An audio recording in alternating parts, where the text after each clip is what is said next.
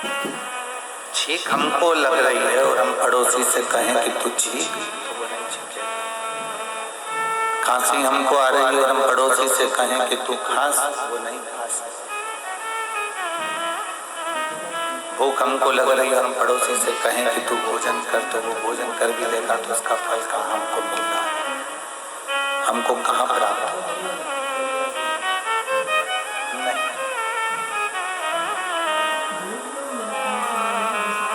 हमारे कर्म का भोग संसार सागर में आने के बाद हमको भोगना है, कोई दूसरा नहीं भोग सकता, कोई दूसरा नहीं भोगेगा। हमारे कर्म की गति, हमारे कर्म का भोग, हमारे कर्म के भोग को हमको भोगना पड़ेगा। अच्छा मिले बुरा,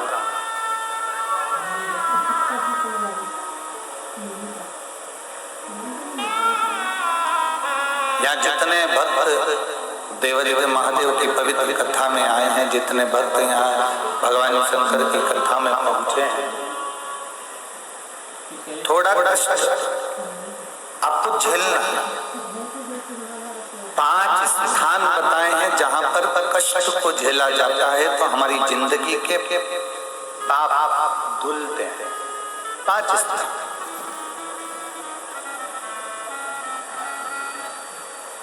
कपड़ा देखा है, कपड़े को एकदम क्लीन करना है, एकदम साफ करना है तो उस कपड़े को पहले पानी में गला कर रखना पड़ेगा।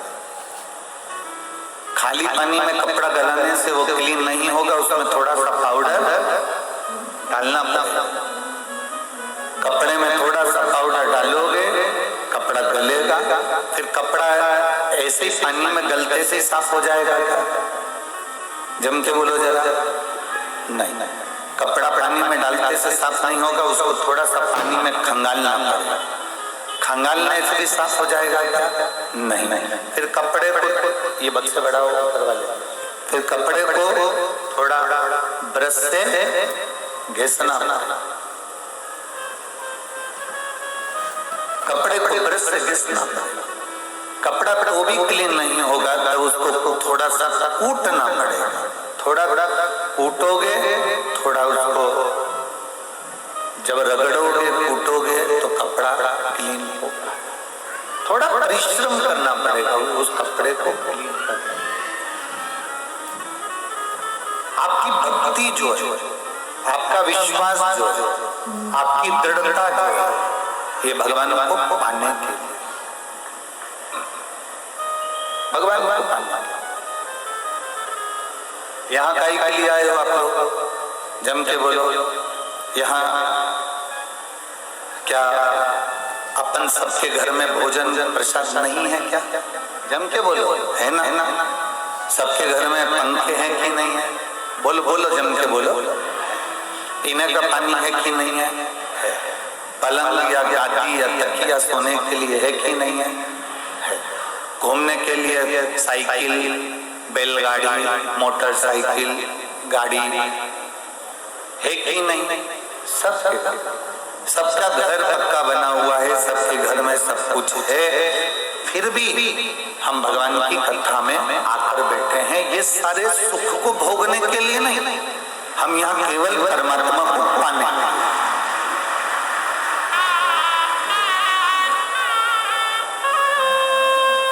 हमें केवल परमात्मा को पाना, हमें केवल परमात्मा का स्मरण। अब आप में कई लोग ऐसे भी बैठे हुए हैं कि जिनको कथा से मतलब नहीं हो सकता है, उनको केवल हम टीवी में आ रहे हैं कि नहीं आ रहे हाथ हिलाने के लिए भी बैठे रहते हैं।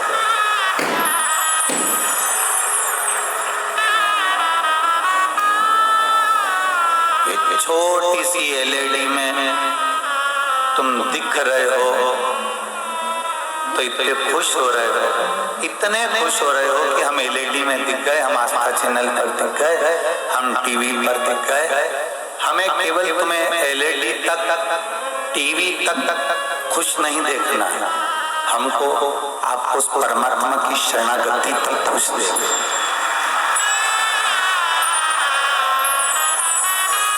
हमें ये कैमरा तुम्हारे पास पास में आए और तुम हाथ हिलाओ या तुम बड़े प्रेम से हाथ हिलाकर खुश होकर आवाज ना ना ना, ये एक छोटी सी 3 घंटे में से 15 मिनट की खुशी है, ये खुशी नहीं।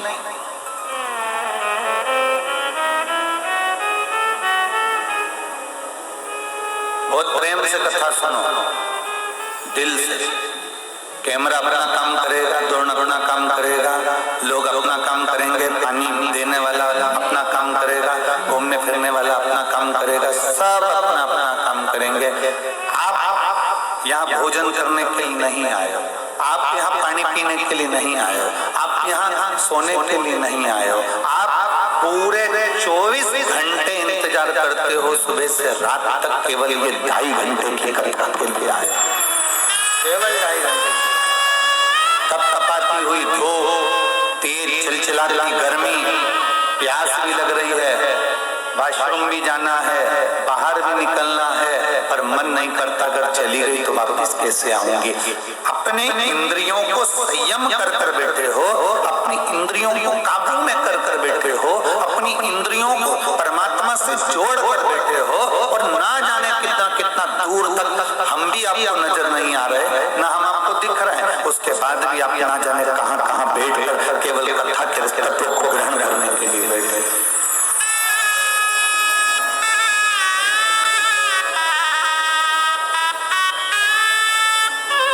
जो टीवी में दिख रहे हैं क्या वही कथा सुन रहे हैं? नहीं। जो नहीं भी दिख रहे हैं, बहुत कोने में बैठकर अपनी चित्त वृत्ति को परमात्मा से जोड़ने का प्रयास कर, प्रयास। और इस कथा के मंडप में जितने यजमान परिवार बैठे हैं, इनमें कई यजमान तो 2-3 साल पुराने हैं, जो हर साल बाबा इतना झोली भर कर दे देता है कि फिर यजमान बन जाता है, फिर आ जाता है, फिर बन जाता है। और जितने यजमान परिवार यहाँ आए हैं और जितने भक्त यहाँ कथा श्रवण करने के लिए आए हैं, आप सब जितने कथा सुनने के लिए आए, ये विश्वास मानकर चलना, अगर दिल से सुनी है ना तो अगले वर्ष यजमान परिवार में तुम्हारा भी नाम होगा। आप दिल से सुनो, दिल से धारण करो, भगवान की अविरल भक्ति को अपने हृदय में उतारने का प्रयास करिए, उस परमात्मा को पाने का प्रयास करिए।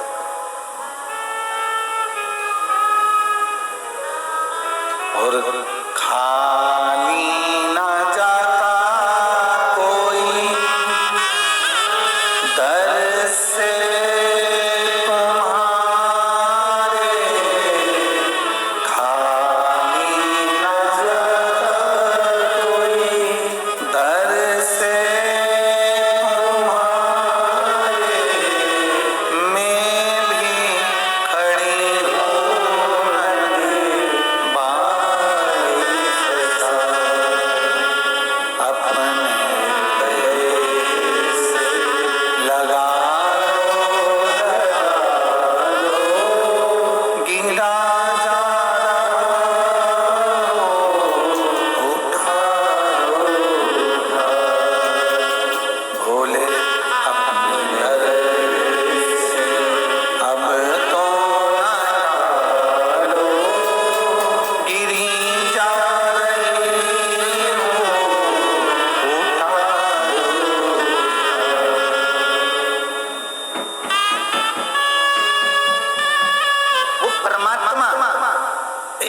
कथा बहुत अच्छी है, स्कंद पुराण बहुत अच्छा चरित्र जो हमारे जीवन को सुख प्रदान करता है।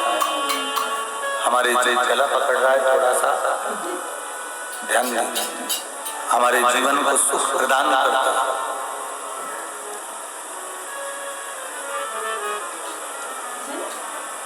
एक चरित्र बड़ा सुंदर कहा, एक धोबी था जिसका नाम हंस धोबी था। क्या नाम था? जम के बोलो जरा, हंस धोबी। और उसकी जो धर्म पत्नी थी उसका नाम था मालती। हंस धोबी और मालती धोबन, इन दोनों की कथा हमारे शास्त्र के अंतर्गत बड़ी सुंदर वर्णन करते हैं।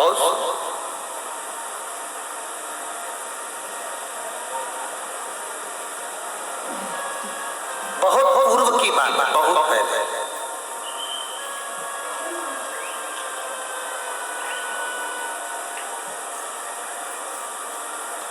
अब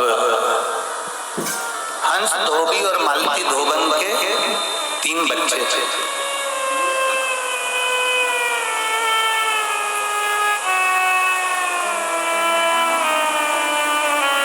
घर में इतना धन नहीं था, घर में इतना वैभव नहीं था, घर में इतना पैसा नहीं था कि वो अपने बच्चों को भी सही से पाल सकें, अपने बच्चों को भी सही से भोजन दे सकें। हंस धोबी, मालती धोबन दोनों बड़े दुखी थे।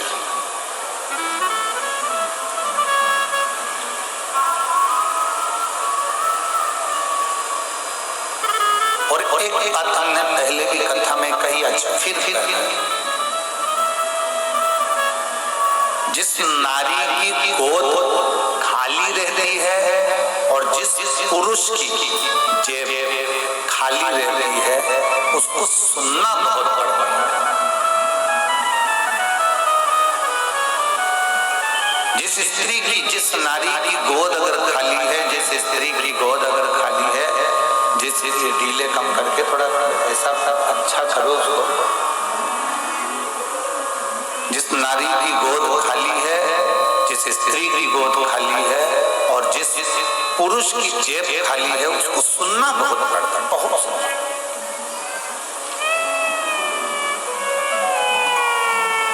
उसके अपने भी अपने नहीं हो पाते जब जेब में पैसा नहीं होता।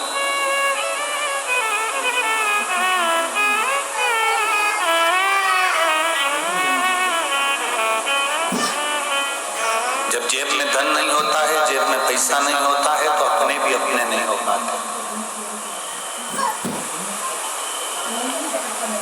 जब गोदी में लाल नहीं होता, गोदी में संतान नहीं होती, 10 साल, 20 साल, 15 साल, 25 साल निकल जाते हैं, औलाद नहीं होती, संतान नहीं होती, तो लोगों के ताने बहुत, दूसरे कम ताने देते हैं, अपने ज्यादा।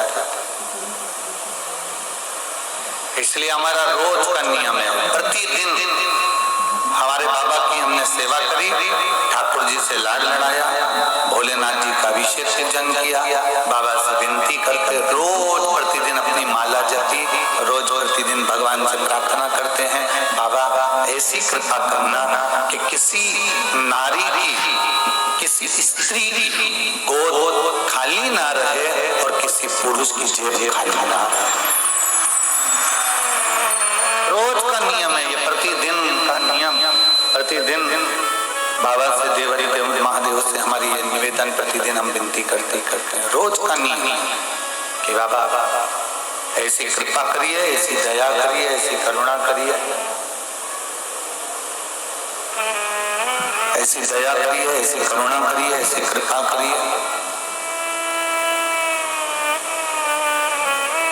गोद खाली होती है तो भी बहुत सुनना पड़ता है और जेब खाली होती है तब भी बहुत सुनना पड़ता है।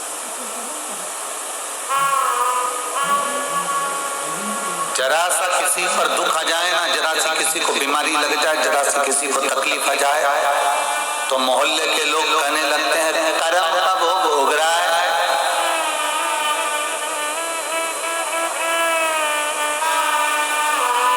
जरा सा रोग लग गया, जरा सी बीमारी लग गई, जरा सा कुछ हो गया तो लोग कहते हैं कर्म का भोग भोग। पति को कुछ हो गया तो पत्नी को ताने दिए जाते हैं, बच्चों को कुछ हो गया तो माँ बाप को ताने दिए जाते हैं, माता पिता को कुछ हो गया तो बच्चों को ताने दिए जाते हैं। बहुत हंसी में लोग कह देते हैं कि कर्म का भोग भोग रहा है, और वही बीमारी, वही तकलीफ, वही दुख जब अपनी जिंदगी में आता है तब समझ में आता है कि कर्म का भोग किसको कहते हैं। दूसरे पर उंगली उठाना दूसरे को शब्द कहना, दूसरे को अपशब्द कहना, दूसरे को ताना देना, दूसरे को आड़ी टेढ़ी बात कहना, ये सरल है। एक उंगली हम किसी की ओर उठाते हैं तो ये 3 उंगलियां हमारी ओर मुड़ती हैं।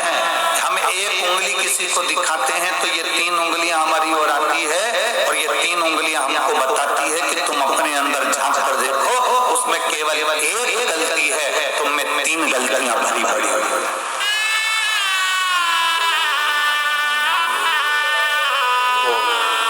एक उंगली किसी पर उठाते हैं, हम एक उंगली किसी को देते हैं, ये 3 उंगलियां हमारी ओर हमें बताती हैं कि तुमने उस पर उंगली बिठाई है तो तुम्हें उसमें तो एक गलती दिखी, तुम्हें 3 गलतियां भरी पड़ी, तुम्हें 3 गलतियां भरी।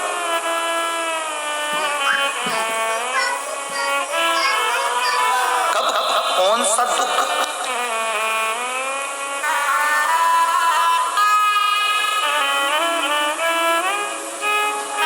किसके जीवन में आएगा ये किसी को नहीं मालूम। कब कौन सा दुख किसके जीवन में चलेगा ये किसी को नहीं मालूम है। कौन सी घड़ी, कौन सा पल, कौन सा क्षण अच्छा होगा बुरा होगा ये कौन जानता, कौन जानता।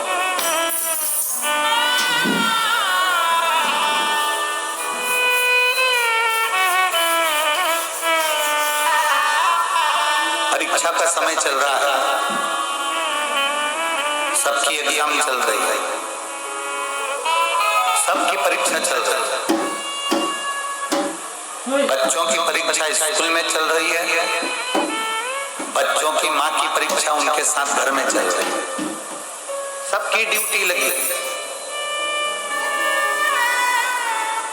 टीचर की भी ड्यूटी लगी हुई है, सबकी ड्यूटी लगी हुई है, सबकी परीक्षा हो रही है। त्रिमासिक परीक्षा होती है आज के समय में। कितनी मासिक? त्रिमासिक परीक्षा होती है आज के समय में। वो त्रिमासिक परीक्षा जैसे होती है, एग्जाम दिया जाता है, पढ़ाई करी जाती है। अगर बच्चा अच्छा पढ़ लेगा तो नंबर भी अच्छे, जम के बोलो जरा, आएंगे।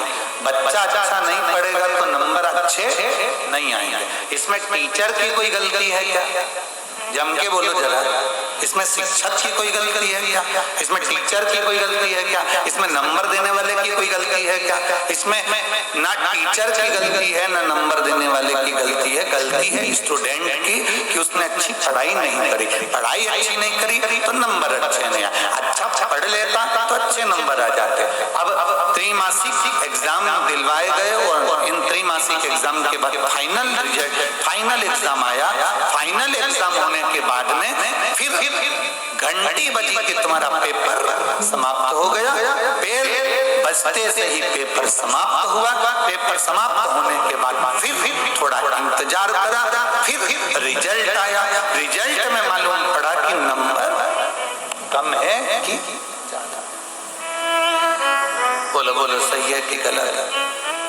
ये सब रिजल्ट में मालूम पड़ा कि ये नंबर सही है कि गलत है, ये हमें बाद में मालूम पड़ा।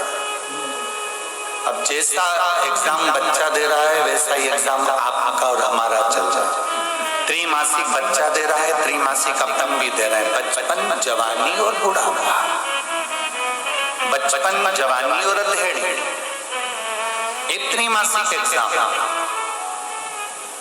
बचपन, जवानी, अधेड़ी का एग्जाम दिया। बचपन ठीक से निकाल लो, जवानी ठीक से निकाल लो, अधेड़ी ठीक से निकाल लो, पढ़ाई अच्छी करो, खूब भजन करो, खूब अच्छा कर्म। फिर फाइनल एग्जाम, बचपन, जवानी, अधेड़ी, त्रिमासिक एग्जाम है और फाइनल एग्जाम है हमारा बुढ़ापा। और बुढ़ापा होते से ही फिर घंटी बजेगी, पेपर समाप्त। आखिरी घंटी वही बजाता है, आखिरी। और आखिरी घंटी जब बजती है तो पेपर, जम के बोलो जरा, समाप्त। पेपर समाप्त हुआ, रिजल्ट की तैयारी हो गई। रिजल्ट लिखने वाले ने रिजल्ट लिख दिया कि इसने बचपन, जवानी, अधेड़ी और बुढ़ापा पर हित में लगाया है, अच्छा किया है, लोगों को कभी अपशब्द नहीं, कभी ताने नहीं, कभी गाली नहीं, कभी अड़ा टेढ़ा नहीं, कभी किसी के लिए कोई गलत नहीं किया, तो रिजल्ट इतना जोरदार बनाया गया कि वापिस मनुष्य की देह देकर भेज दिया। रिजल्ट अच्छा।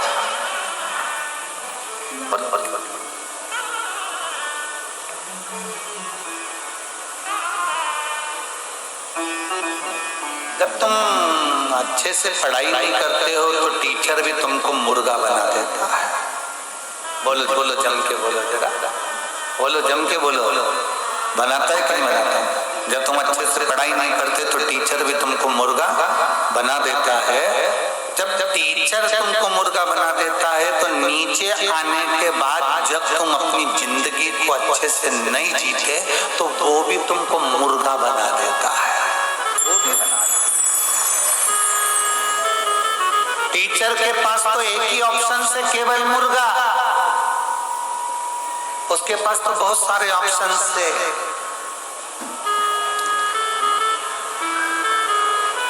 उसके पास बहुत सारे ऑप्शन से। माथे में चूहा, इल्ली, कीड़ा, कुत्ता मर गया, घर में चूहा मर गया। एक कोई पूछ रहा था गुरुजी हमारे घर में चूहा मर जाता है, हमको मालूम ही नहीं पड़ता है, बाद में उसमें इल्ली पड़ जाती है, इल्ली इतनी फैल जाती है और पूरे घर में तो बदबू तक नहीं आती और बाद में इल्ली निकलती, तब मालूम पड़ता कि चूहा मर गया और इल्ली बाहर आई।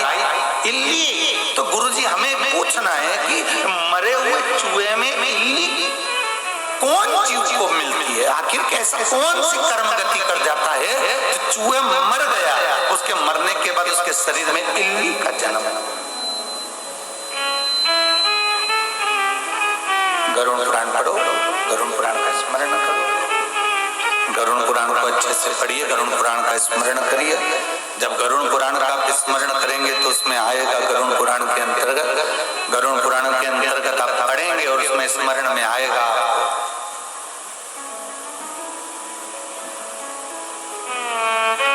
कि किसी को धोखा देना कितना गलत होता है। किसी ने तुम पर विश्वास किया, उसका विश्वासघात करना कितना गलत होता है। किसी ने तुम पर भरोसा किया, उसका भरोसा तोड़ना कितना गलत होता है। कोई तुम पर भरोसा कर कर कहकर चले गया कि मेरी ये चप्पल रखी है, मेरा ये सामान रखा है, मैं अभी स्नान कर कर आई, तुमने उसके भरोसे को तोड़ दिया।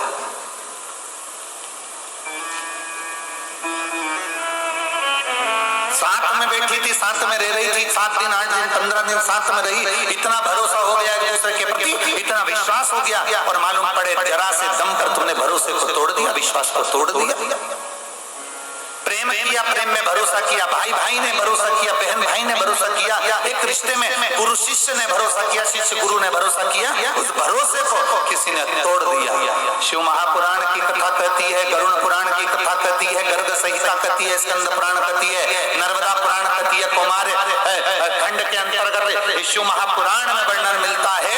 और अंत में अगर आप स्मरण करेंगे तो आप अगर गरुड़ पुराण को पढ़ेंगे तो उसमें वर्णन मिलता है किसी को धोखा अगर दिया गया है तो मरे हुए चूहे या मरे हुए कुत्ते या मरी हुई बिल्ली या मरे हुए जानवर के अंदर जो इल्ली होती है वो धोखा देने वाले की जन्मगति होती है। धोखा देने वाले की जन्मगति उस मरे हुए चूहे की इल्ली के बराबर है। धोखा देने वाले की गति, विश्वासघात करने वाले की गति मरे हुए कुत्ते के अंदर जो इल्ली होती है उसके बराबर होती है। जिसने तुम पर भरोसा करा, जिसने तुम पर विश्वास करा, जिस पर तुमने भरोसा जड़ी बनाया और उसका भरोसा तोड़ दिया तुमने, उसका विश्वास तोड़ दिया। तैयारी रखो अगले जन्म की, एग्जाम तुम्हारा गड़बड़ हो गया है। मत बुरे कर्म वरना पछताएगा, भगवान की आंखों से। मेरे ओघरदानी को भस्म क्यों चढ़ाना पड़ी? आखिर वो भस्म क्यों लपेट कर रहता है? लोगों ने कहा उनकी धर्मपत्नी सती चली गई थी तो उसकी राख उन्होंने तन पर लपेटी थी। तो सती सती नहीं थी उसके पहले भी तो लपेटता था। सती की शादी तो 50वें नंबर की है। भगवान शंकर और माता सती का जो विवाह हुआ था शिव जी के साथ 50वें नंबर पर है। उसके पहले उमा, कात्यायनी, कुष्मांडा, चंद्रघंटा, स्कंदा, एक एक देवियों का चरित्र निकाली है। एक एक देवी के साथ में भगवान शंकर का स्वरूप मिलेगा। महेश्वरी भगवान महेश के साथ, बागेश्वरी भगवान बागेश्वर नाथ के साथ।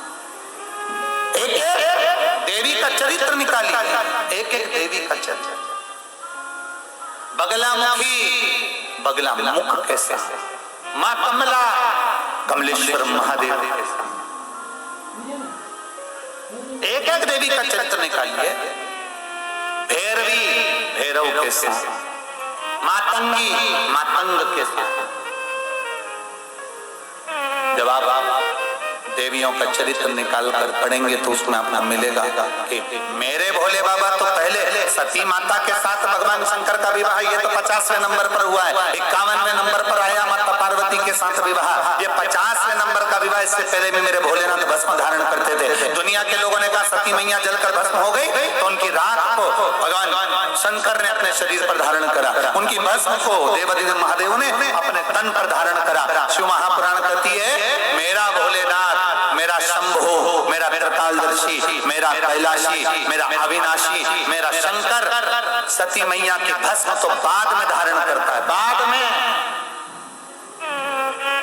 उसके पहले मेरे भोलेनाथ ने भस्म धारण कर रखी है केवल अपनी अच्छी फ्रेंडशिप निभाने के चक्कर में, अपनी अच्छी दोस्ती निभाने के चक्कर।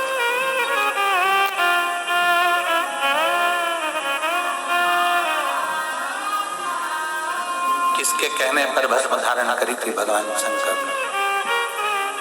ऐसा कौन था जो भगवान शंकर से निवेदन कर दिया कि आप भस्म धारण करो? कौन?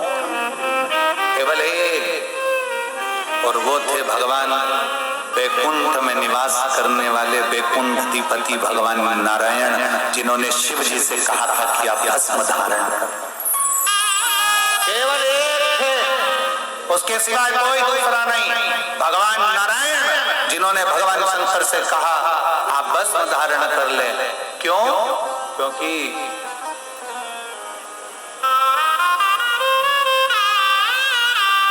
माता लक्ष्मी जी की जो माता, वो माता लक्ष्मी जी का विवाह भगवान शंकर के साथ करना चाहता, पर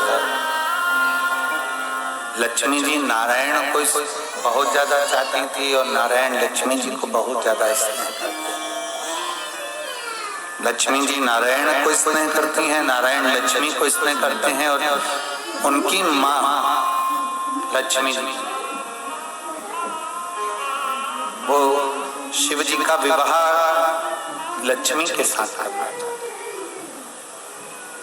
एक बार स्वयं माता लक्ष्मी ने भगवान शंकर की आराधना कर निवेदन किया, उनसे प्रार्थना करी, उनसे अर्चना करी कि बाबा मैं नारायण को स्नेह करती हूँ, भगवान नारायण से प्रेम करती हूँ, मैं भगवान नारायण से प्रीत रखती हूँ।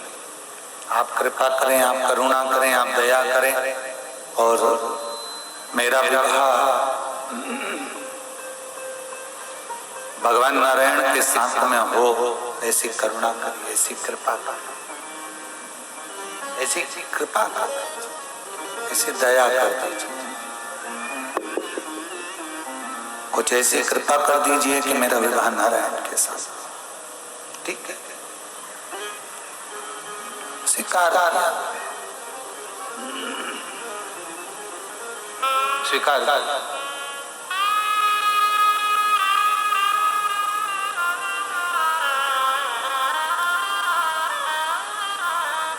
जब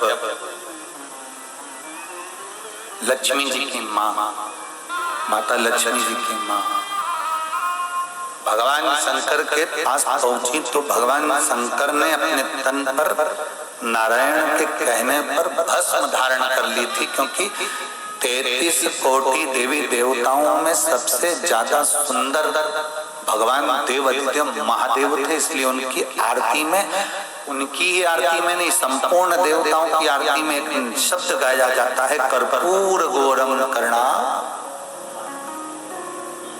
सुंदर भाव, अति सुंदर, अति सुंदर भाव, बहुत।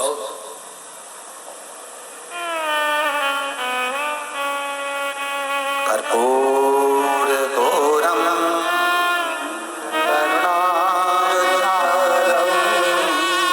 संसार सारम भुजगेवकारम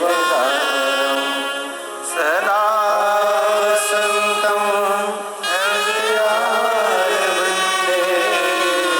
भवं भवानी सहितं नमामि। इतना सुंदर है मेरे देवता, अपार सुंदर, बहुत। कहते हैं कामदेव ही उनके चरणों का दास है। नारायण भगवान ने सोचा कि इतनी सुंदरता है, इतनी सुंदरता, बड़ी सुंदरता, प्रार्थना कर ली, लक्ष्मी को मैं स्नेह करता हूँ, लक्ष्मी मुझे प्राप्त हो, मैं लक्ष्मी को प्राप्त हूँ और कुछ नहीं चाहती, केवल इतना ही चाहती। ठीक है, अब प्रार्थना करी, निवेदन करा, क्या करा जाए। माता लक्ष्मी की मां जब आपके सामने आए, क्या नाम था माता लक्ष्मी की मां का? ख्याति देवी। क्या नाम था? जम के बोलो, जम के। ख्याति देवी। जब माता लक्ष्मी की मां ख्याति देवी जब आपके पास में आए, ख्याति देवी जब आपके करीब में पहुंचे, ख्याति देवी जब आपके नजदीक में आए, तब आप ऐसा रूप धारण कर लेना कि ख्याति अपनी बेटी लक्ष्मी का विवाह तुम्हारे साथ करने की इच्छा ही प्रकट ना करे।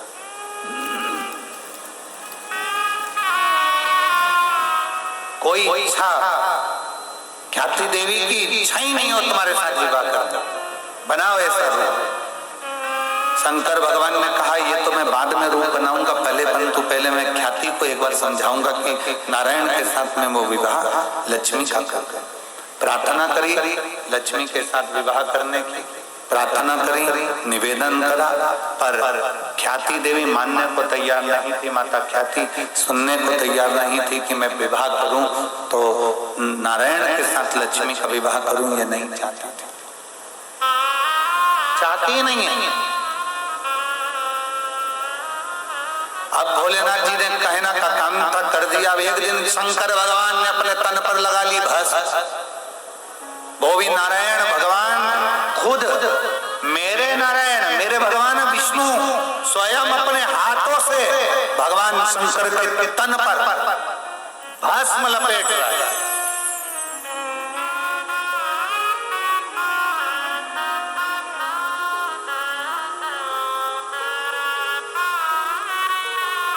बस और शीश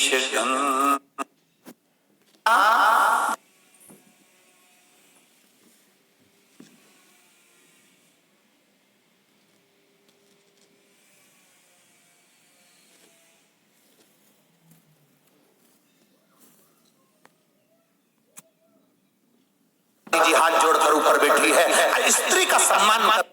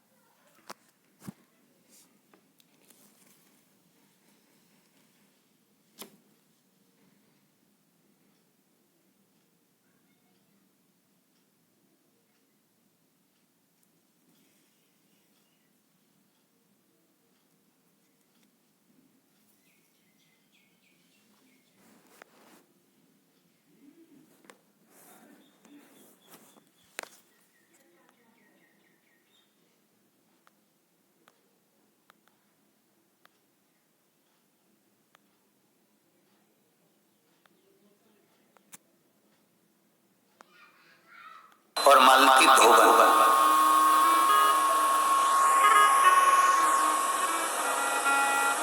तीन बच्चे हैं, कुछ भी नहीं है, एक अंश भी अन्न का भाग नहीं, एक अंश भी अन्न का भाग नहीं है, एक अंश भी कुछ भी नहीं है उसके पास में, कुछ भी। अब तीन बच्चे हैं, पालन पोषण करना है, घर में कुछ है नहीं, भाग कुछ है नहीं, करे क्या क्या करे?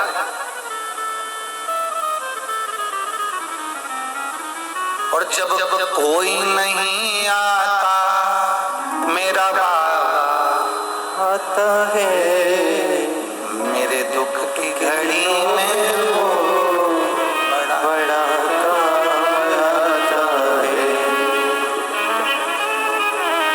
मेरा शिव, मेरा ओघरदानी, मेरा शंभो, मेरा त्रिकालदर्शी, मेरा कैलाशी, मेरा अविनाशी, मेरा देवाधिदेव महादेव, मेरा शंकर, मेरा करुणा सागर, मेरा दया सागर, मेरा शिव।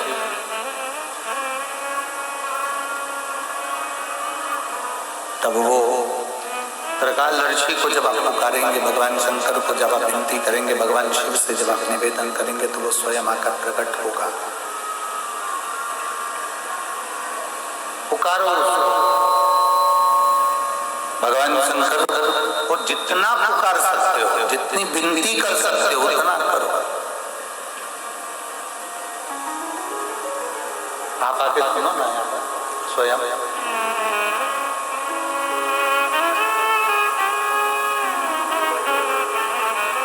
हंस धोबी और मालती धोमन के घर में कुछ भी नहीं, बच्चे भूख से बिलख रहे हैं, खाने के लिए कुछ भी नहीं, भाग कुछ भी नहीं, उसके पास में कुछ भी। अब पूर्व का समय था, इसने एक नियम बनाया, इसने एक विचार कर लिया, एक नियम इसने बना लिया, एक विचार इसके अंतर्गत आ गया, एक नियम इसके ले लिया, इसने एक विचार कर लिया, एक नियम बना लिया। और नियम क्या बनाया, विचार क्या करा कि एक काम करती हूँ,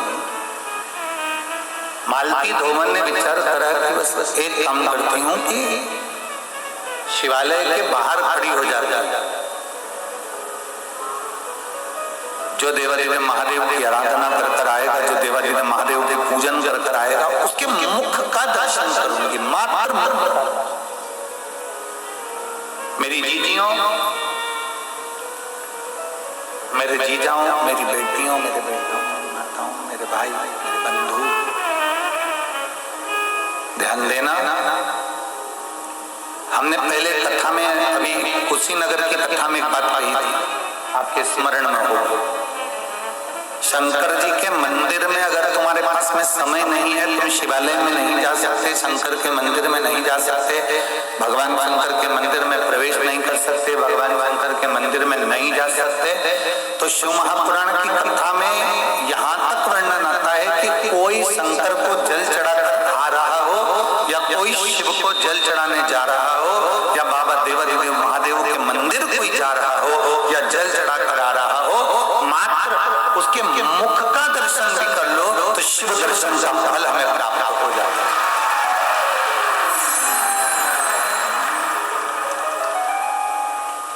हमें देवाधिदेव महादेव के दर्शन का फल प्राप्त हो जाता है, हमें भगवान शंकर के दर्शन का फल प्राप्त हो जाता है, हमें भगवान शिव की भक्ति का फल प्राप्त हो जाता है, हमें ओघरदानी की भक्ति का फल प्राप्त हो जाता है।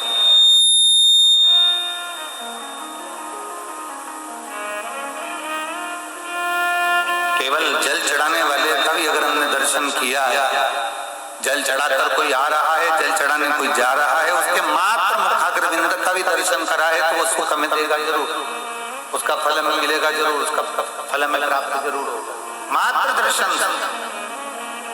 और शिव महापुराण की कुमार खंड में तो ये लिख दिया शिव महापुराण के कुमार खंड के अंतर्गत ये वर्णन किया गया है कुमार खंड में कि अगर कोई शिव महापुराण की कथा सुनकर जहां से निकल कर जाता है, शिव महापुराण की कथा सुनकर जहां से निकल कर जा रहा होता है, उसके बीच में जितनी माताएं, जितने भाई, जितनी बहन, जितने बंधु, उसको केवल उसके शरीर से पवन, उसके शरीर से जो हवा टच होकर भी जाती है ना, जो शिव पुराण की कथा सुनकर जाता है उसके शरीर से अगर हवा भी टच होकर उसके शरीर को जाती है तो ना जाने कितने जीवों का कल्याण करती करती चली जाती है। यहाँ तक इसका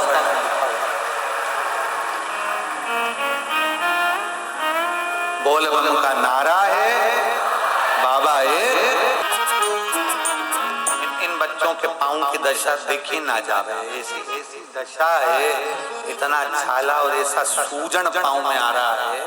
पर मैं चैनल वालों से भी कहूंगा एक बार इनके चरण भी अवश्य दिखाइएगा, इन तीनों को जरा देखिए, इनके पाँव की दशा जरूर।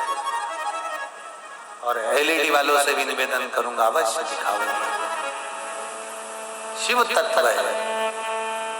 अब लोग कहें कि महाराज रुद्राक्ष बांटता है इसलिए भीड़ होती है। अब इस साल तो रुद्राक्ष भी नहीं बांटे, फिर कहां से आ गए? कहां से आ गए? इनके पाँव की दशा देखिएगा जरा, अगर कैमरे वाले कैमरे पर दिखा रहे हो तो तीनों के पाँव सूज रहे हैं, एड़ी के पास छाले फूट फूट के लटक रहे हैं, लटक रहे, छाले फूट कर एड़ी के पास के लटक रहे। ये स्थिति शिव तत्व है। ना तो शिवर वाला महाराज कभी कोई बेल देता है, ना कोई भभूति देता है, ना कोई नारियल देता है, ना कुछ प्रसाद देता है। केवल एक ही बात हमारे मुख से निकलती है, बोल बम का नारा है, सारी समस्या का हल दादा को चढ़ाइए, सुनेगा। भरोसा रखकर चल, विश्वास। एक वो बेटी ने लिखा कि गुरुजी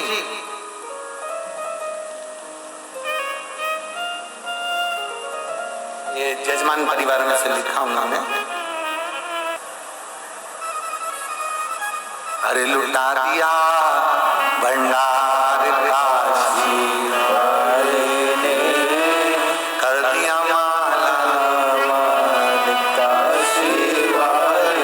विश्वास की दृढ़ता रखिए। मालती धोबन के वन में आया कि मंदिर के द्वार पर खड़ी हो गई, मुख देखती रही। केवल जल चढ़ाने वाले का, सेवा करने वाले का मुख का मात्र दर्शन भी हो जाए, कोई शंकर की भक्ति करने वाले का केवल मुख का दर्शन हो जाए, केवल शिव तत्व में डूबने वाले का केवल मुख का दर्शन भी हो जाए, तो समझ लेना कि आधा दुख तो तुम्हारा वैसे ही घट गया।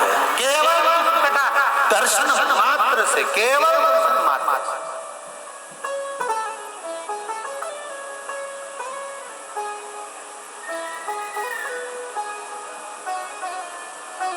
और पार्वती जी ने कहा शंकर भगवान से, इनको कुछ देते क्यों नहीं हो? अब बहुत सुंदर संवाद है, जरा ध्यान दीजिएगा इस कथा में। इसके अंदर प्राण का यह चरित्र आपके जीवन को आनंदित करने वाला होगा। आप ध्यान देना, पार्वती जी शिव जी से कह रही है आप इनको कुछ देते क्यों नहीं हो? शंकर भगवान बोले मैं किसी को भिक्षुक नहीं बनाना चाहता, मैं किसी को भिखारी नहीं बनाना चाहता। मेरा वो घरदानी, मेरा कुबेर भंडारी कभी किसी को भिखारी नहीं बनाता। हमने पहले भी कथा में कहा, कोई जल्दी बनता है, कोई लेट बनता है, शंकर को जल चढ़ाने वाला एक दिन से जरूर बनता है। शिव को जल चढ़ाने वाला एक दिन से जरूर बनता है। पार्वती जी, मैं किसी मेरे दरवाजे पर आने वाले को मैं भिखारी नहीं बनाता। इसलिए कुबेरेश्वर धाम के मंदिर का निर्माण का एक बात हमेशा याद रखना, कुबेरेश्वर बाबा के दरवाजे की एक रीत बड़ी निराली है। हमारे बाबा के दरवाजे पर कोई भिखारी को हम भीख मांगने के लिए नहीं बैठने देते, क्योंकि यहाँ कथा भी कहती है कि मेरा भोले बाबा किसी को भिखारी नहीं बनाता, यहाँ आने वाले को सेठ बनाकर भेजता।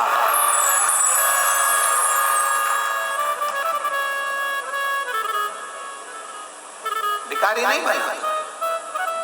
ये आप दूसरे मंदिर में चले जाना, वहां कटोरा लेकर बैठ जाना, चल जाएगा, मांग लेना चल जाएगा। हमारे यहाँ दरवाजे पर नहीं मांगने देते। कार्यकर्ता अंदर से बाहर निकलते और कोई भिखारी अगर बाहर मिलता है तो या तो उसको कह देते हैं कि तू रोज सुबह शाम भोजन कर, गौशाला में गौ माता को चारा डाल, सेवा कर और दोनों समय भोजन कर। और अगर तुझे पैसा भी चाहिए तो आश्रम देगा तेरे को महीने की तनख्वाह, पर तू भीख नहीं मांगेगा। पर भिखारी भी ऐसे हैं, वो लेने को तैयार नहीं, भीख मांगने को तैयार। अब इन भिखारियों का क्या करो? पैसा नहीं चाहिए, कल महीने की तनख्वाह नहीं चाहिए हमको, और ना हमको दोनों टाइम का भोजन, तो हमें तो भीख मांगने दो। सुनने को तैयार है। तो हमारे दरवाजे पर, बाबा कुबेर भंडारी के दरवाजे पर भिक्षा मांगने वाले कोई अलाउ नहीं है कि यहाँ भिक्षा मांगने वाले अंदर आ जाए या दरवाजे के बाहर बैठ जाए, अलाउ नहीं, क्योंकि उसका नाम कुबेरेश्वर महादेव है। वो चोरी करने वाले को कुबेर भंडारी बना देता है, वो साधारण नहीं है, उसका द्वार साधारण है।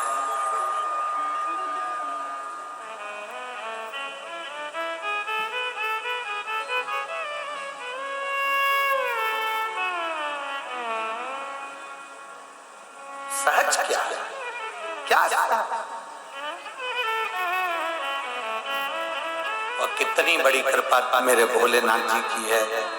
मेरा विश्वास रहता है आप लोग यहाँ पहले लोगों ने बहुत उड़ाया, अव्यवस्था होती है, ये होता है, वो होता है। पिछले वर्ष बाबा ने जो कहलवाया था, जितनी अच्छी व्यवस्था कर सकते हैं उससे दुगनी अच्छी करने का प्रयास किया है। प्रशासन ने भी, समिति ने।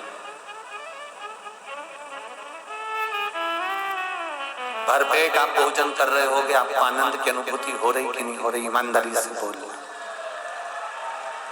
बेचना था जब पूर्व समय में लोगों ने 150 की पानी की बोतल 50 की 60 की बेच ली, अब तो 5 रुपया की बोतल भी तुम्हारे तुमको प्राप्त हो रही और अपने जीवन का एक आनंद प्राप्त हो। रुके पंडाल में, बाबा की भूमि पर, बाबा के भरोसे आए हो, बाबा पर आश्रित होकर आए हो, तो बाबा ही आनंद दे रहा है। आश्रित होकर आए। लोगों ने कहा रेलवे स्टेशन पर लोग भूखे रहते हैं, तो रेलवे स्टेशन पर मां भंडारा चालू करवाया। लोगों ने कहा नदी चौराहे पर भूखे रहते हैं, वहां पर लोग इकट्ठे हो जाते हैं बस स्टैंड पर, तो मां भंडारा चालू करवाया। लोग कहते हैं आते आते थक जाते हैं, तो चौबाल सागर पर भूखे रहते हैं, तो चौबाल सागर पर भंडारा चलवाया, और यहाँ भंडारा चलवाया। 4 जगह पर बाबा के भंडारे चल रहे हैं। रेलवे स्टेशन से चालू होकर कुबेरेश्वर धाम तक भंडारे नित्य प्रतिदिन।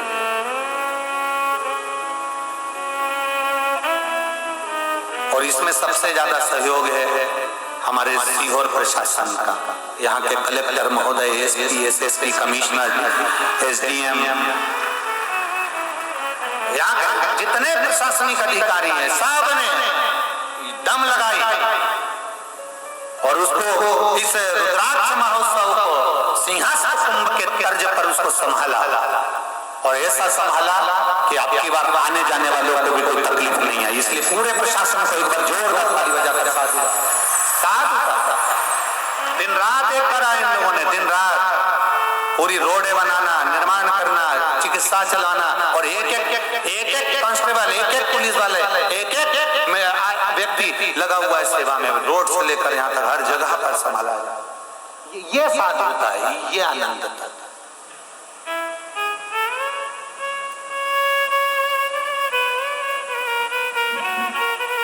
भरोसा पक्का रखिए, विश्वास दृढ़ रखिए, छोड़।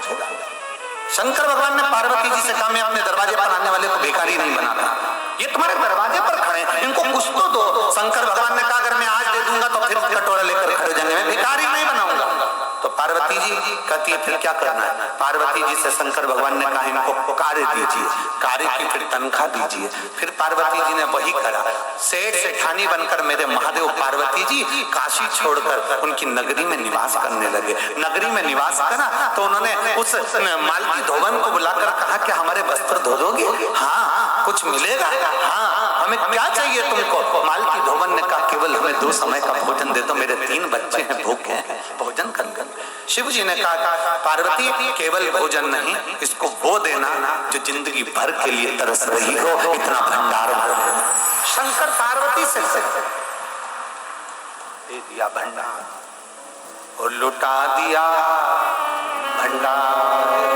शिव वाले ने कर दिया माँ काशी वाले।